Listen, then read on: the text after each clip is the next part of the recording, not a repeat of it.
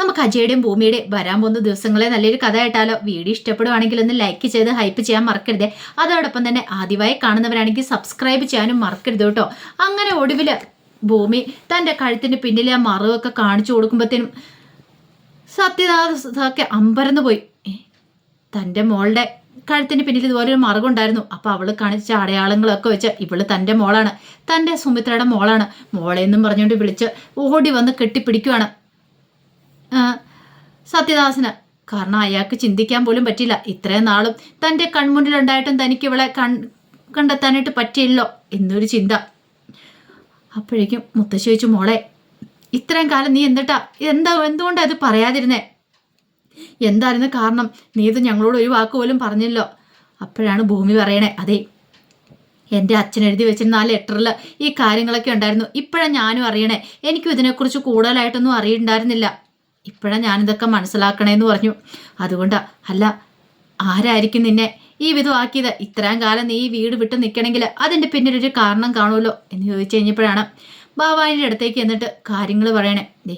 ഇവരാണ് ഈ നിൽക്കുന്ന എൻ്റെ അച്ഛൻ്റെ പെങ്ങളാണ് എല്ലാത്തിനും കാരണം. അല്ല, അച്ഛൻ്റെ അനുജൻ്റെ ഭാര്യയാണ് എല്ലാത്തിനും കാരണം. ഈ സ്ത്രീയാണെന്നും പറഞ്ഞുകൊണ്ട് ഭവാനിക്ക് നേരെ കൈ ചൂണ്ടുകയാണ്. ഒരു നിമിഷം ഭവാനി ഞെട്ടി നിൽക്കുമ്പോഴത്തേനും സത്യദാസ് അങ്ങോട്ട് ചെന്നു അവരുടെ കഴുത്തിന് പിടിച്ച് പുറത്തേക്ക് തള്ളുവാണ്. എടി ദ്രോഹി, ഇത്രയും കാലം എൻ്റെ മോളെ എന്നിൽ നിന്ന് അകറ്റിയത് നീയായിരുന്നല്ലേ? എന്നിട്ട് നീ ഇത്രയും വലിയ ചതി ചെയ്തിട്ട് ഇവിടെ കയറിക്കൂടി ഒന്നും അറിയത്തില്ലാത്ത മട്ടില് കടന്നു പോയിക്കോ, എൻ്റെ കൺമുന്നിൽ പോലും കാണില്ലെന്ന് പറഞ്ഞു. അപ്പോഴേക്കും ഭവാനി പറഞ്ഞു, അത് സത്യേട്ടാ, ഞാൻ മിണ്ടരുതെന്ന് എന്ന് പറഞ്ഞു. മുത്തശ്ശി എല്ലാവരും കൂടെ ആട്ടി അകറ്റുവാണ്. പെട്ടെന്ന് ഉറക്കത്തിൽ നിന്ന് ഞെട്ടി ഉണർന്നു ഭവാനി പേടിച്ചു പോയി. കാരണം ഭവാനിക്ക് പേടി കാരണം അങ്ങനെ സ്വപ്നം കണ്ടതാണ്. ദൈവമേ, അജയ് സത്യങ്ങളൊക്കെ അറിഞ്ഞിട്ടുണ്ടെങ്കിൽ സംഭവിക്കാൻ പോകുന്നിതാ. ഭൂമി ഇങ്ങോട്ടേക്ക് കയറി വരും. ആ കത്തിനകത്തെല്ലാം എഴുതിയിട്ടുണ്ടായിരിക്കും. അവൾ തന്നെ കണ്ടു കഴിഞ്ഞു. അങ്ങനെയാണെങ്കിൽ പ്രശ്നം ഗുരുതരമാണ്. എന്താ ചെയ്യേണ്ടതെന്ന് ആലോചിച്ചു. ഒരു കാര്യം ചെയ്യാം, അഞ്ജനയും വിളിച്ചുകൊണ്ട് ഇവിടുന്ന് പോയാലോ? ഇനി ഈ വീട്ടിൽ നിൽക്കുന്ന അപകടമാണ്. പെട്ടെന്ന് തന്നെ ഭവാനി അഞ്ജനയുടെ മുറിയിലേക്ക് വന്നു. അഞ്ജന നല്ല ഉറക്കത്തിലായിരുന്നു. എന്താ അമ്മേ, എന്താ കാര്യം? എന്താ? വാ, നമുക്ക് ഇവിടുന്ന് പോകണമെന്ന് പറഞ്ഞു. പോവാനോ? എങ്ങോട്ട്? നിന്നോട് റെഡിയായിട്ട് വരാല്ലേ പറഞ്ഞേ. ഞാൻ പറയുന്ന അനുസരിച്ചാൽ മതി എന്ന് പറഞ്ഞു. അങ്ങനെ അഞ്ജനയും കൂട്ടിക്കൊണ്ട് അവിടെ നിന്ന് ഇറങ്ങുവാണ് ആ രാത്രി തന്നെ. പക്ഷെ അഞ്ജനയ്ക്ക് കാര്യം മനസ്സിലായില്ല, എന്താ ഏതാന്ന്. അമ്മ എന്തൊക്കെയോ മനസ്സിൽ കണ്ടിട്ടുണ്ടെന്ന് തോന്നി. പിറ്റേ ദിവസമായി കഴിഞ്ഞ് കഴിഞ്ഞപ്പോഴത്തേനും അനുപമ പതിവ് പോലെ തന്നെ അഞ്ജനയുടെ മുറിയിലേക്ക് ചെല്ലുമ്പോൾ മുറി തുറന്നു കിടക്കുന്നു. അഞ്ജനയെ കാണുന്നില്ല. ഇവിടുത്തെ എവിടെ പോയി? ഓ, ചിലപ്പം അപ്പച്ചിയുടെ മുറി കാണുമായിരിക്കും എന്നോർത്ത് അവിടേക്ക് ചെന്നു. പക്ഷെ അവിടെ ചെന്നപ്പോൾ അവിടെയില്ല. ഇവരൊക്കെ ഇത് എവിടെ പോയി? അപ്പോഴാണ് ടേബിളിലിരിക്കുന്ന ആ കത്ത് കാണുന്നത്. ഞങ്ങൾ ഈ വീട് വിട്ട് പോകുകയെന്നും പറഞ്ഞുകൊണ്ടൊരു കത്ത്. പെട്ടെന്ന് തന്നെ എന്ത് ചെയ്തു? പോയി മുത്തശ്ശിയോടും അമ്മയോടും അച്ഛനോടും എല്ലാവരും പറയണം. എല്ലാവരും വന്നാൽ കത്ത് വായിച്ചു. കാരണം അജയ് വിവാഹത്തിന് സമ്മതിച്ചിട്ടുണ്ടായിരുന്നില്ല അഞ്ജനയുമായിട്ട്. അപ്പോൾ അതിൻ്റെ ഇതിൽ കാരണം എൻ്റെ മോളെ എന്നെ ആർക്കും വേണ്ട, അതുകൊണ്ട് ഞങ്ങൾ ഇനി വീട്ടിൽ നിൽക്കുന്നില്ല, പോകുകയെന്നും പറഞ്ഞ് കത്തെഴുതി വെച്ചു. ഭവാനി തന്ത്രപൂർവ്വമാണ്, അല്ലാതെ ഭവാനിക്ക് പറയാൻ പറ്റില്ലല്ലോ. ഭൂമിയുടെ പ്രശ്നത്തിൽ അവിടുന്ന് പോണേന്നുള്ള കാര്യം പറയാൻ പറ്റില്ല. അത് കത്ത് വായിച്ചു കഴിഞ്ഞപ്പം മുത്തശ്ശിക്ക് ഭയങ്കര വിഷമമായി. മുത്തശ്ശി പറഞ്ഞു, പാവം മോള്, അവൾ ഒത്തിരി ആഗ്രഹിച്ച അജയ് നിന്നെ വിവാഹം കഴിക്കാനായിട്ട്. എന്നാലും ഇത് വേണ്ടിയിരുന്നില്ല. നിന്റെ മനസ്സിൽ നയനെയാന്ന് അറിഞ്ഞു കഴിഞ്ഞപ്പോൾ മുതൽ അവൾക്ക് എത്രമാത്രം സങ്കടമാണെന്ന് അറിയാവോ? ഒരു കാര്യം ഞാൻ പറയാം, ഈ വിവാഹം ഞാൻ ഉറപ്പായിട്ടും നടത്തും. അവരെവിടെ ഉണ്ടെങ്കിലും എത്രയും പെട്ടെന്ന് നീ കണ്ടുപിടിക്കണം. അറിയാലോ, കണ്ടുപിടിച്ച് ഈ വീട്ടിലേക്ക് കൂട്ടിക്കൊണ്ട് വരണം. അതോ ഇനി പറ്റുള്ളൂ പറഞ്ഞു.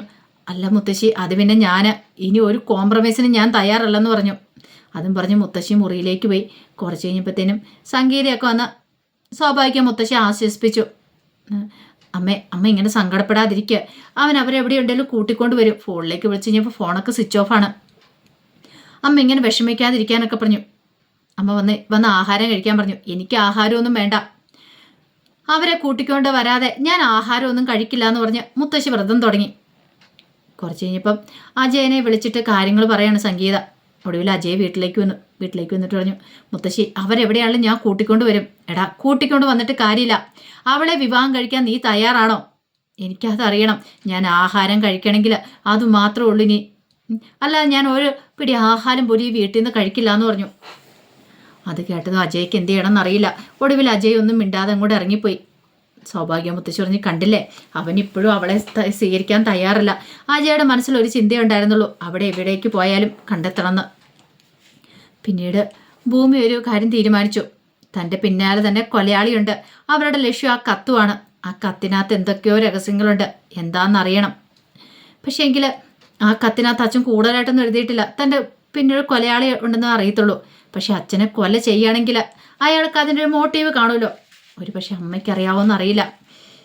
അങ്ങനെ പിന്നീട് ഭൂമി ജയിലിലേക്ക് പോകുന്നുണ്ട്. അപ്പോൾ തൻ്റെ അമ്മയെ എത്രയും പെട്ടെന്ന് മോചിപ്പിക്കണം എന്നൊരു ചിന്ത മാത്രമേ ഉള്ളൂ. അമ്മയല്ല കൊലയാളിന്ന് തെളിയിക്കണം. അങ്ങനെ പോയി അമ്പിയെ കാണുവാണ്. അമ്പിയെ കണ്ടു കഴിഞ്ഞപ്പോഴത്തേനും ഭൂമിക്ക് സഹിച്ചില്ല. ആ ജയിലിലെ വസ്ത്രമൊക്കെ ധരിച്ച് അമ്മ ജയിലിൽ ഒരിക്കലും ചിന്തിക്കാൻ പറ്റുന്ന കാര്യമായിരുന്നില്ല. ഭൂമിയെ കണ്ടു കഴിഞ്ഞപ്പോഴത്തേനും അംബിക പൊട്ടിക്കരയാണ്. എൻ്റെ മോളെന്നും പറഞ്ഞുകൊണ്ട്, നീ അവിടെ തന്നെയായി പോയല്ലോ, എങ്ങനെ നീ തനിച്ച്? കാരണം ഭൂമി തനിച്ച് കിടക്കാത്ത ഒരാളാ, അച്ഛൻ്റെ അമ്മയോടെ നടുക്ക് കയറി കിടക്കുന്ന അങ്ങനെ ഒരാളാണ് ഒരു വീട്ടിൽ തനിച്ച്. അപ്പോഴേക്കും ഭൂമി പറഞ്ഞു, അമ്മ പേടിക്കൊന്നും വേണ്ട, എനിക്ക് അച്ഛൻ കൂട്ടുണ്ടല്ലോ, അച്ഛൻ കൂട്ടുള്ളതുകൊണ്ട് എനിക്ക് പേടിയൊന്നുമില്ല. അച്ഛൻ എപ്പോഴും എന്നോടൊപ്പം ഉണ്ടെന്ന് പറഞ്ഞു. അമ്മ വിഷമിക്കൊന്നും വേണ്ട. പിന്നീടാണ് ഭൂമി ആ കാര്യം പറയണേ. അച്ഛനൊരു കത്ത് എഴുതി വെച്ചിട്ടുണ്ടായിരുന്നു. അതിനകത്ത് വ്യക്തമായിട്ട് എഴുതിയിട്ടുണ്ടായിരുന്നു, ഒരു പക്ഷെ അച്ഛൻ കൊല ചെയ്യപ്പെടുന്നു. എന്താമേ, അച്ഛൻ ആരെങ്കിലും ഭയന്നിരുന്നോ? എന്തെങ്കിലും ഇതുണ്ടോ? ഉണ്ടെങ്കിൽ എന്നോട് തുറന്നു പറയാനൊക്കെ ഭൂമി ഇങ്ങനെ പറയണം. അത് കേട്ട് കഴിഞ്ഞപ്പോഴത്തേനും ഒരു നിമിഷം ആലോചിച്ച് അംബിക എന്നിട്ട് ആലോചിച്ചു പറയണോ. ഒടുവിൽ അംബിക പറഞ്ഞു, മോളെ ഒരു രഹസ്യമുണ്ട്, എനിക്ക് നിന്നോടത് പറയണം, ഇനി അത് പറയാതിരിക്കാൻ പറ്റില്ല എന്ന് പറഞ്ഞു. അത് കേട്ട ഭൂമി വെച്ച്, എന്ത് രഹസ്യമാണ് അത്? മോളുടെ അച്ഛൻ മോളോട് പറയാനായിട്ടിരുന്ന, പക്ഷേ എങ്കിൽ ആ സമയത്താണ് മോളുടെ അച്ഛൻ കൊല ചെയ്യപ്പെടുന്നത്, ഇനി എനിക്കത് പറയാതിരിക്കാൻ പറ്റില്ല എന്ന് പറഞ്ഞു. അപ്പോഴേക്കും അടുത്ത പോലീസുകാർ വന്നിട്ട് പറഞ്ഞു, അതെ സമയം കഴിഞ്ഞു, ഇനി പിന്നെ സംസാരിക്കാം. അപ്പോഴേക്കും ഭൂമി പറഞ്ഞു, മാഡം കുറച്ച് സമയം, പറ്റില്ല, സമയം കഴിഞ്ഞു, ഇനി പിന്നെ ആട്ടെ എന്ന് പറഞ്ഞു. അങ്ങനെ അംബികയെ അങ്ങനെ അങ്ങോട്ട് കൂട്ടിക്കൊണ്ടുപോയി. അപ്പോഴേക്കും ഭൂമിക്ക് ഒരു കാര്യം മനസ്സിലായി, എന്തോ ഒരു വലിയ രഹസ്യം ഒളിഞ്ഞിരിക്കുന്നുണ്ട്, അതുകൊണ്ടാണ് ഇങ്ങനെ. അല്ലെങ്കിൽ ഒരു കാരണവശാലും തൻ്റെ അച്ഛൻ കൊല ചെയ്യപ്പെടില്ല. അച്ഛൻ്റെ ഉള്ളിലെ രഹസ്യം എന്താണെന്ന് ആരൊക്കെയോ ഭയപ്പെടുന്നുണ്ട്. ആ രഹസ്യം പുറത്ത് വന്നു കഴിഞ്ഞിട്ടുണ്ടെങ്കിൽ ഭയങ്കര പ്രശ്നമാണെന്നറിയാം. ഒരു പക്ഷേ ആ സ്ത്രീയെ സംബന്ധിക്കുന്ന എന്തെങ്കിലും രഹസ്യമാണോ? അവരുടെ മുഖം താൻ വ്യക്തമായിട്ട് കണ്ടില്ല. അവരെടുത്തിരിക്കുന്ന സാരി മാത്രമേ കണ്ടുള്ളൂ. തൻ്റെ അച്ഛൻ്റെ കൊലയാളി ഒരു സ്ത്രീ തന്നെയാണെന്നുള്ള കാര്യം ഭൂമിക്ക് വ്യക്തമായിട്ട് അറിയാം. പിന്നീട് കുറേ സമയം കഴിഞ്ഞപ്പോഴത്തേനും ഭൂമി ലക്ഷ്മിയുടെ അടുത്തേക്ക് വന്നു. അങ്ങനെ ലക്ഷ്മിയായിട്ട് സംസാരിക്കുന്ന സമയത്ത് ലക്ഷ്മി പറഞ്ഞു, ഭൂമി പേടിക്കൊന്നും വേണ്ട, നമുക്കൊരു നല്ലൊരു വക്കീലിനെ കൊണ്ട് ബാധിക്കാം. ബാധിച്ചുകൊണ്ടൊന്നും ആയില്ല. അമ്മയ്ക്കെതിരെ തെളിവുകളല്ല, അമ്മയല്ല ചെയ്തതെന്ന് നമുക്ക് തെളിയിച്ചാൽ മതിയാവുള്ളൂ ലക്ഷ്മി ചേച്ചി. അതിന് വേണ്ടിയിട്ടാണ് ഞാനിങ്ങനെ പ്രയത്നിച്ചുകൊണ്ടിരിക്കണേന്ന് പറഞ്ഞു. ഒടുവിൽ അജയ് പോലീസ് സ്റ്റേഷനിലേക്ക് വന്നപ്പോൾ അജയെ പോയി കാണുന്നുണ്ട്. അങ്ങനെ അജയോട് കാര്യങ്ങൾ പറയാണ്. എൻ്റെ അച്ഛന് ഒരിക്കലും മദ്യപിക്കുന്ന ആളല്ല, എൻ്റെ അച്ഛൻ്റെ ഉള്ളിൽ മദ്യം ചെന്നിട്ടുണ്ടെന്നാ പോസ്റ്റ്മോർട്ടം റിപ്പോർട്ടിലൊക്കെ പറയണേ. അത് കള്ളത്തരമാണ്. അവരെ വിളിച്ച് ശരിക്കും ഒന്ന് ചോദ്യം ചെയ്തിട്ടുണ്ടെങ്കിൽ അതിന് വ്യക്തമായിട്ട് വിവരം കിട്ടും സാറേ. അതുകൊണ്ട് സാർ അവരെ ഒന്ന് വിളിച്ച് ചോദ്യം ചെയ്യണം. ആ പോസ്റ്റ്മോർട്ടം ചെയ്തിട്ട് ആ റിപ്പോർട്ട് എഴുതിയവരെ വിളിച്ച് ചോദ്യം ചെയ്യുവാണെങ്കിൽ അറിയാൻ സാധിക്കും എന്നൊക്കെ ഭൂമി പറഞ്ഞു. പക്ഷെ അജയ്ക്ക് ഇഷ്ടപ്പെട്ടില്ല. എനിക്കറിയാം എന്ത് ചെയ്യണമെന്ന്, എന്നോട് കൂടുതൽ ചോദ്യം കാര്യങ്ങളൊന്നും വേണ്ട. അതൊക്കെ പറഞ്ഞ് ഭൂമി അവിടെ നിന്ന് ഇറക്കി വിടുവാണ്. എല്ലാം അറിയാമെങ്കിൽ പിന്നെ എന്തിനാ ഇങ്ങോട്ടേക്ക് വന്നേ? അങ്ങനെ ഇറക്കി വിട്ട് കഴിയുമ്പോഴത്തേനുമാണ് ആൻഡ്രൂസ് അങ്ങോട്ടേക്ക് വരുന്നത്. ആൻഡ്രൂസ് വന്നു കഴിഞ്ഞപ്പോഴത്തേനും ഭൂമി ആൻഡ്രൂസിനോട് കാര്യങ്ങൾ പറയണം. എല്ലാം കേട്ട് കഴിഞ്ഞപ്പോഴത്തേനും ആൻഡ്രൂസ് പറഞ്ഞു, ഞാൻ അവരോട് സംസാരിക്കാമെന്ന് പറഞ്ഞു. അങ്ങനെ ഭൂമിയെ സമാധാനിപ്പിച്ച് അജയുടെ അടുത്ത് വന്ന് കാര്യങ്ങൾ സംസാരിക്കുകയാണ്. അജയ്, എന്താണെങ്കിലും ഭൂമിയുടെ അമ്മയല്ല തെറ്റ് ചെയ്തെന്നുള്ള കാര്യം നമുക്കറിയാം. ആ കൊലപാതകം ചെയ്തേ ഭൂമി പറയുന്നതിലും കാര്യമുണ്ട്. നീ അവരെ ഒന്ന് വിളിച്ച് അവരെ ശരിക്കും ഒന്ന് ചോദ്യം ചെയ്തിട്ടുണ്ടെങ്കിൽ ഇതിൻ്റെ പിന്നിൽ എന്താ ഏതാ ഉള്ളതെന്നൊക്കെ അറിയാനായിട്ട് സാധിക്കുമെന്ന് പറഞ്ഞു. ഒടുവിൽ അജയ് തീരുമാനിച്ചു, ഒരുപക്ഷെ ഡോക്ടേഴ്സിനെ വിളിച്ച് ചോദ്യം ചെയ്യുവാണെങ്കിൽ അവർ ആർക്കെങ്കിലും പൈസ കൊടുത്ത് ഇങ്ങനെ റിപ്പോർട്ട് മാറ്റി അടിച്ചാണെന്ന് അറിയില്ലോ, അതറിയാൻ സാധിക്കും. അങ്ങനെ അവരെ വിളിച്ച് ചോദ്യം ചെയ്യണം. ആദ്യം ഒന്നും സമ്മതിച്ചില്ല. ഒടുവിൽ അവർക്ക് സമ്മതിക്കേണ്ടതായിട്ട് വന്നു. പണം ഓഫർ ചെയ്തിട്ടുണ്ടായിരുന്നു, അതുകൊണ്ടാണ് ഞങ്ങൾക്ക് ഇങ്ങനെ ഒരു റിപ്പോർട്ട് തിരുത്തേണ്ടി വന്നതെന്ന് പറയണം. അജയ്ക്ക് മനസ്സിലായി ഇതിൻ്റെ പിന്നിൽ വലിയ കളികൾ തന്നെയാണ് നടന്നിരിക്കുന്നുള്ള കാര്യങ്ങളും മനസ്സിലായി. ആ സമയത്ത് ഭൂമി ഒരു കാര്യം ചെയ്തു. ഭൂമി ആ ഫോൺ റെഡിയാക്കാൻ കൊടുത്തിട്ടുണ്ടായിരുന്നു. അച്ഛൻ്റെ ഫോൺ കിട്ടിയിട്ടുണ്ടായിരുന്നു. അങ്ങനെ ഒടുവിൽ ഭൂമിക്ക് ആ ഫോൺ കിട്ടുവാണ്. ഫോൺ റെഡിയാക്കി കിട്ടിയപ്പോൾ ഭൂമി അത് ഓപ്പൺ ചെയ്ത് നോക്കിക്കഴിഞ്ഞപ്പോഴത്തേനും അതിനകത്തെ വീഡിയോസും കാര്യങ്ങളും അവസാനമായിട്ട് അച്ഛൻ്റെ ആ വീഡിയോസും കാര്യങ്ങളൊക്കെ ഭൂമി കാണുവാണ്. അതിനകത്തൊന്നും ഭൂമി ആ സത്യങ്ങളൊക്കെ തിരിച്ചറിയുന്നുണ്ട്. ആ വലിയ രഹസ്യം എന്താണ് ഏതാണ് എന്നുള്ള സത്യങ്ങളൊക്കെ തിരിച്ചറിയുവാണ്. ഈ സമയത്ത്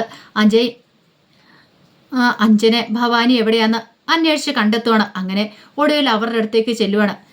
അജയ് വന്നിട്ടുണ്ടെന്ന് അറിഞ്ഞു കഴിഞ്ഞപ്പോഴത്തേനും ഭവാനി ഒരു നിമിഷം ഞെട്ടിപ്പോയി. തന്നെ ഇനി അറസ്റ്റ് ചെയ്തുകൊണ്ട് പോകാനാണോ എന്നൊരു ഭയം മനസ്സിലുണ്ടാകുന്നുണ്ട്. സത്യങ്ങളൊക്കെ ചിലപ്പോൾ ഭൂമി പറഞ്ഞു കാണും. അങ്ങനെയാണെങ്കിൽ തന്നെ അറസ്റ്റ് ചെയ്തുകൊണ്ട് പോകുന്നൊരു ഭയം ഉള്ളിലുണ്ടായി. അങ്ങനെ പേടിയോട് കൂടിയിട്ടാണ് അജയുടെ മുന്നിലേക്ക് വരുന്നത്. എന്താണെങ്കിലും അജയ് അതിനു വേണ്ടി വന്നതായിരുന്നില്ല, അവരെ തിരികെ കൊണ്ടുപോകാൻ വേണ്ടി വന്നായിരുന്നു. എന്നാലും അധികം വൈകാതെ തന്നെ ഭൂമി ആ സത്യങ്ങൾ തിരിച്ചറിയും. താന് ആരുടെ മോളായിരുന്നു എന്തായിരുന്നുള്ള കാര്യങ്ങളൊക്കെ തിരിച്ചറിയാൻ പോവുകയാണ്. ആ കഥകൾക്കായി നമുക്ക് എല്ലാവർക്കും കാത്തിരിക്കാം. ഒരിക്കൽ കൂടി എല്ലാവർക്കും ശുഭദിനം നേർന്നുകൊണ്ട് നിർത്തുന്നു. നന്ദി.